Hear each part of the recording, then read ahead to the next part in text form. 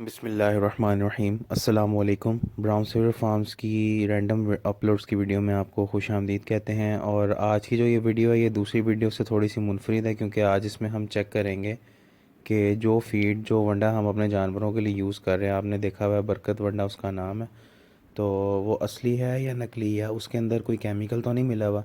ये हमें किसी बुज़ुर्ग ने देसी टोटका बताया था, तो आज हम इसमें चेक करेंगे कि अगर आपके पास लेबॉर्ट्री ना हो तो आप उसको देसी तरीके से कैसे चेक कर सकते हैं। तो ये आपने देखा है एक मुट्ठी भर के हमने इस ओट्स के बॉक्स में डाला हुआ है, तो इसमें हम अभी पानी डालेंगे। तो उसमें हम पानी डालने के बाद इसको भिगो के रखेंगे पूरी रात के लिए। तो ये जी इसमें हमने पानी डाल लिया हुआ है, पूरा बॉक्स को भर दिया, और ये अब इसी तरह ही रहेगा।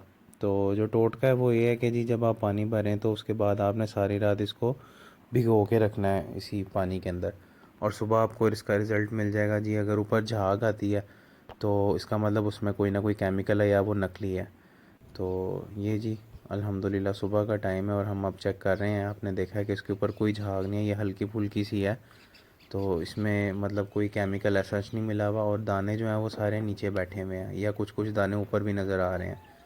उसको चेक करने के लिए हम अभी इसके अंदर किसी स्टिक के साथ इसको स्टेयर करेंगे, इसमें चम्मच घुमाएंगे, तो उससे हमें रिज़ल्ट इसका मिल जाएगा।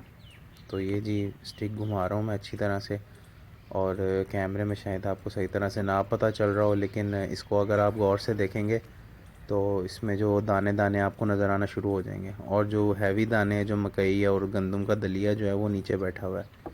तो अल्लाह का शुक्र है जी, जो ये फीड हम यूज़ कर रहे हैं बरकत वनडे की, ये इस टेस्ट में पास हो गई हुई है। बाकी इंशाल्लाह हम कोशिश करेंगे हम लेबॉर्ट्री टेस्ट भी करवा सकें इसका। तो इस तरीके से जी आप भी अपने वनडे को चेक कर सकते हैं। ये आप देख रहे हैं कि इसमें कोई ऐसा कोई झाग या केमिकल की नई निशानी नज़र आ रही।